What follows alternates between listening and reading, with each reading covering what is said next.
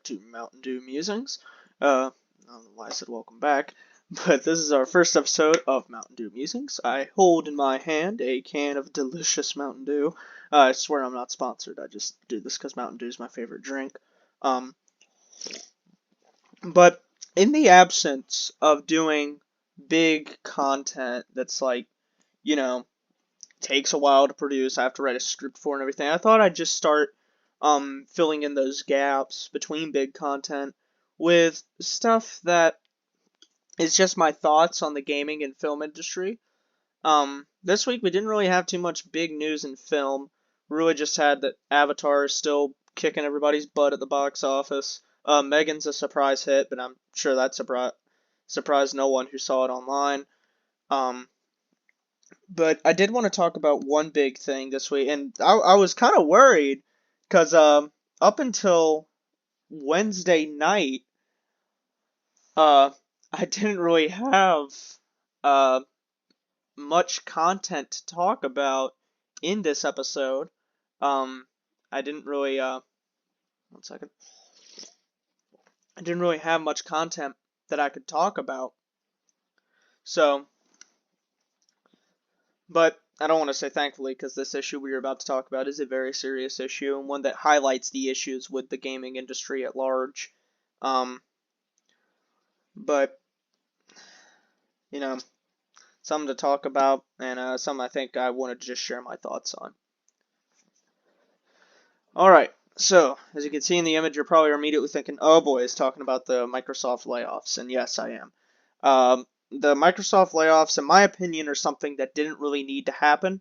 Now, again, I'm not going to tell a trillion-dollar company how to run their business. I'm sure they crunched all the numbers.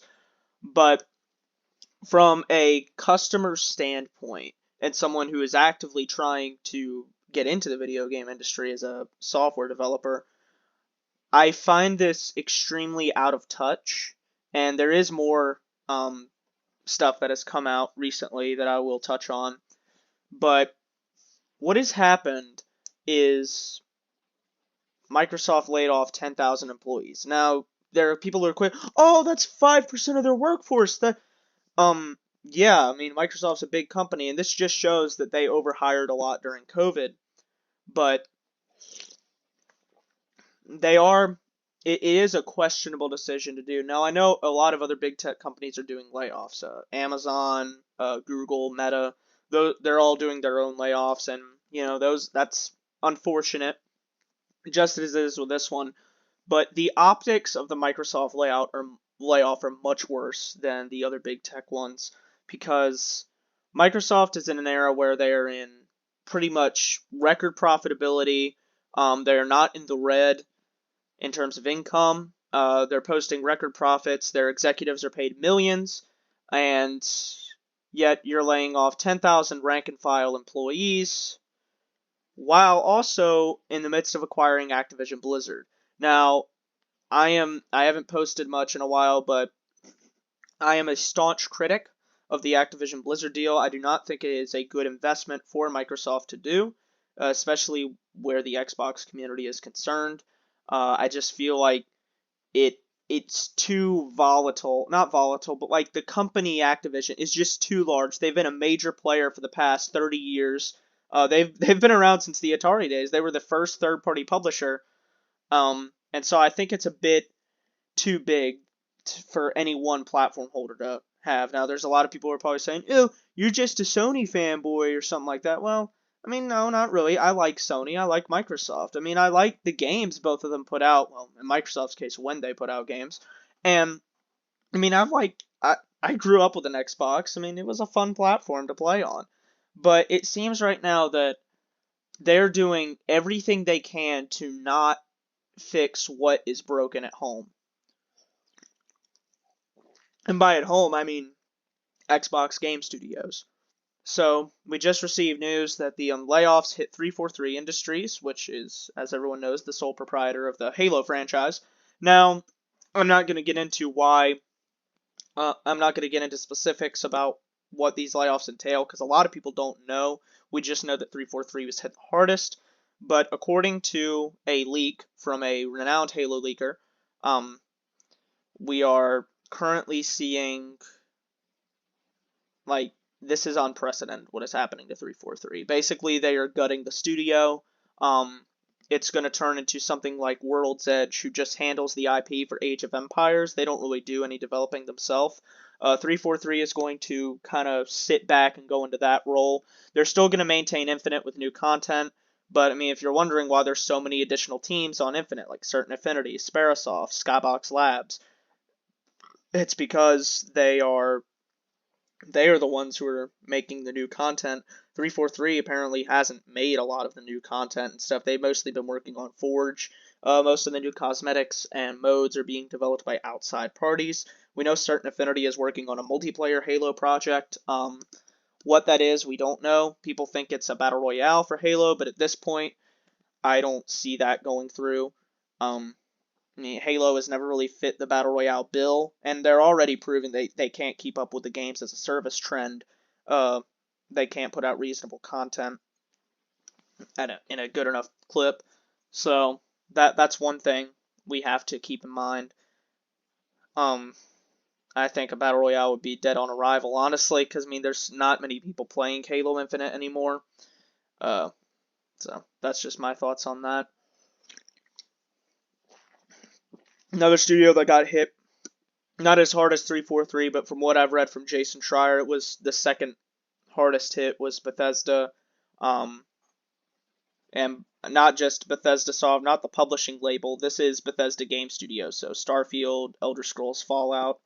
This is them who got hit, and there's a lot of people saying it's QA testers that are getting laid off. It is the people who beta tested Starfield, the people who said, "Oh, it looks amazing. It'll blow your mind." I mean, we can't confirm any of this because not even Jason Schreier knows, and he's like the most reputable source when it comes to video game industry stuff. Um, so that's one thing to be slightly concerned about. I think they might use that as a potential way to delay Starfield into the holiday season. And personally, I just don't see it getting any farther up than that. I don't see it coming out before the big summer showcase events. I just don't. I'm not opposed to it coming out, but wait for this game for near about 5 years. Really excited for it, but I don't think it'll come out before E3 season. A couple other studios were hit: the Coalition, Playground Games, and I think that was it. One thing we have seen is that this was reported on by Windows Central. They aren't going after some of the newer ones in Xbox Game Studio, so Obsidian and Exile. Those are fine. I think Turn 10 lost a couple people. Um, but at any rate, it's an all-around bad situation.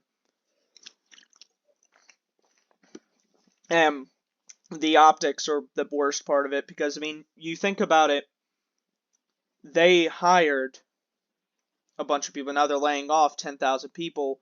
Well, now they're just trying to get 10,000 more because that's the size, according to Clobril, that is the size of Activision Blizzard is 10,000 employees. So there's a lot of people saying, oh, they're just cutting the fat to make room for the new employee.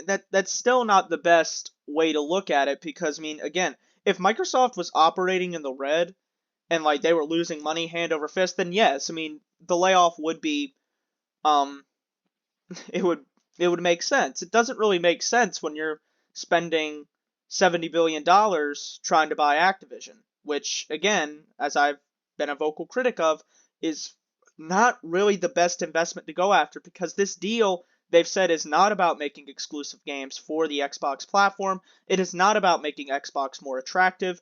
All it is so they can get into mobile gaming, which they tried it once with Minecraft Earth and it failed because Minecraft Earth was fun. I mean, me and a couple friends played it, but it came out at the worst possible time. It came out in early 2020 and it's a Pokemon Go version. It's like a Minecraft version of Pokemon Go, and it completely failed out the gate. Excuse me. And it's just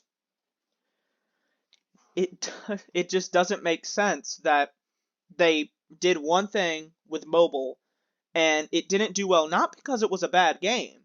It didn't do well because of the time it released. It released right before COVID and everyone got locked up. So, I mean, you couldn't go outside and walk around and play Minecraft Earth. It just wasn't possible. And that's the whole reason they shut it down. And so I don't like that they feel they can just, oh, let's go out and buy Activision because they have Candy Crush and that's just a way for us to get money. Money, money, money. Like it's it's insane. It's like, Mr. Krabs, why did you go buy out Activision for their mobile stuff when you're perfectly capable of making your own mobile quality content? Money. You don't. It doesn't make sense to do it. Anyway, this can of Mountain Dew is about finished, and that's about all I really wanted to talk about. Just the optics of the situation. It doesn't look good, and I'm not gonna make. I might make a separate video detailing my arguments for why I think the Activision acquisition shouldn't go through. Um, but that's a story for another day. I do want to give everyone a sneak peek at what our next video is. Currently on the channel, I have two videos in progress. One I don't want to reveal too much of because I'm really excited for it. It will be my first game review. And then my second is sort of like reasons why I'm excited for the Dead Space remake, which comes out next Friday at the time of this recording. And I'm really excited. I'm going to be playing it the Monday after because I'll be busy that whole weekend. I won't be able to even get on. It won't be even able to play it. Very excited for it though. And that's about it. Thank you for tuning into this episode of Mountain Dew Musings. We'll see you next time.